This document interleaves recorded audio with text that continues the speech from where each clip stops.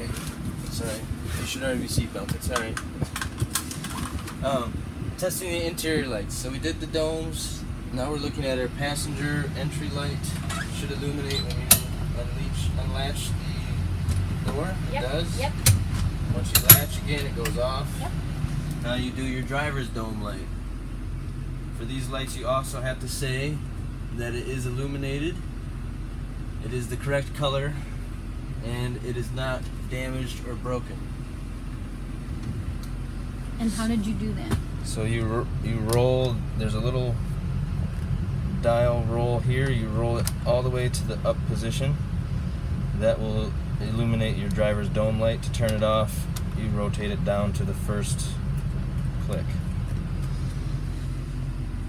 Next, after your interior lights, you check your gear lever. You inform the instructor to please sit down. I'm going to test the gear lever, make sure all the gears work properly. We have reverse, neutral, drive. You do not need to run through the lower gears of the automatic transmission, just drive, neutral, and reverse and park. Once you've made it to drive, you can put it back in park. Now you test your parking brake. To apply the parking brake, it is over here, all the way against the wall, little pedal way up high. Put your foot on it, firmly press down until you cannot press anymore. It's fully depressed. Once it is fully depressed, your parking brake light will illuminate, indicating that it is operating. The next step for testing the parking brake is to put your foot on the service brake. Put the gear selector into drive. Let your foot off the service brake. Rev the engine to 1100 RPMs. Slowly. In case the parking brake fails, it's not fast enough to do any damage, then you can stop yourself with the service brake. Once you've reached 1100, you let off the accelerator, foot back on the parking brake or the service brake. Can you see my hand? Release the parking brake. You are now in drive and your foot is holding the vehicle still. Next, you put the vehicle back into park, foot off the brake. Tell the tester, I'm now going to test my service brakes. To do this, you pump the brake pedal 1, 2, 3 times, then hold, making sure that your foot does not depress towards the floor any further. Say that is showing that the brake pressure in the brake system is holding, indicating no leaks.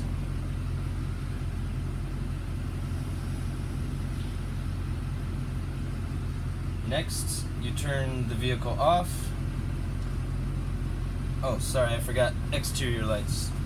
So, exterior lights, you rotate your light dial to the little light bulb that turns all your exterior lights on. You can put your four-way flashers on. That will illuminate both your left and right turn signals. You can say, I see the left turn signal working in the mirror. I see the right turn signal working in the mirror. Also, four-way flashers are operating correctly.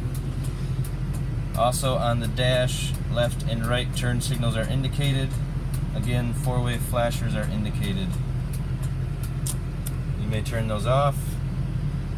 You can tell the tester you can see your headlights in your student crossing mirrors operating correctly. Headlights are on. Then you test high beams. You can see your high beams working, also indicated on the dash by the high beam indicator. That tests your exterior lights. So next you turn off your lights, shut down the bus. Now you test your brake reserve reservoir. To do that, you push your foot on the brake pedal and you listen for the motor. When you hear that noise, you know the motor's working. That is your brake reserve.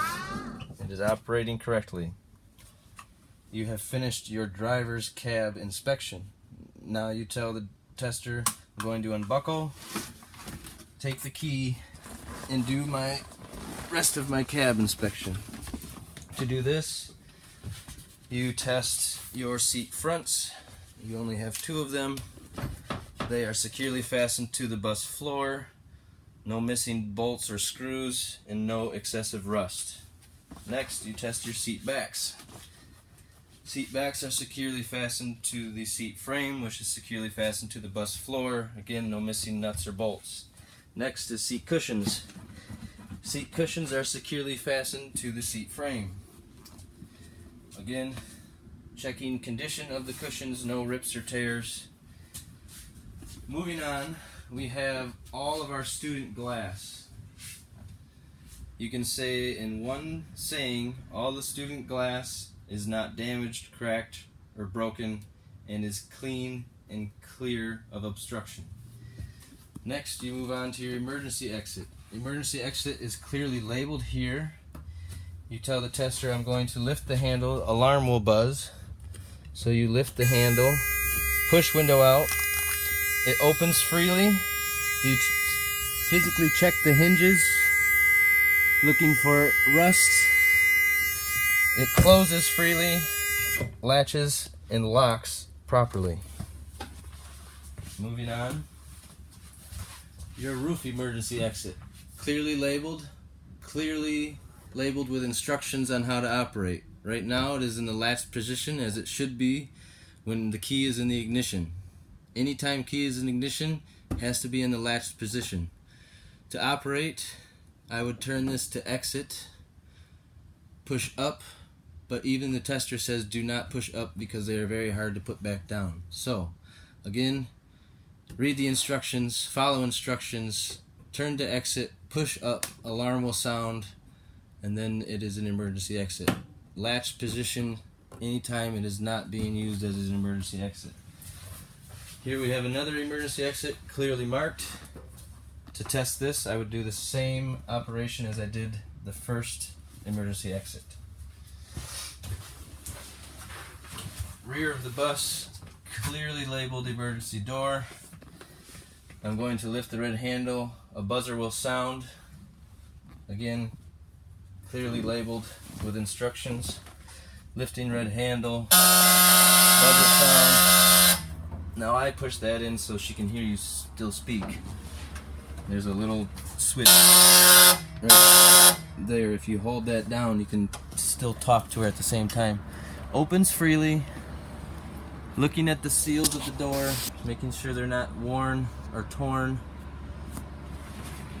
No rust on the hinges. It will open to a locked position. You then have to close it just a touch, open it all the way, then it will close completely. You have to say that it closes freely, latches and locks, pushing on the door, locks properly. Now walking back to the front, you have your aisleway. The tread is securely fastened to the floor.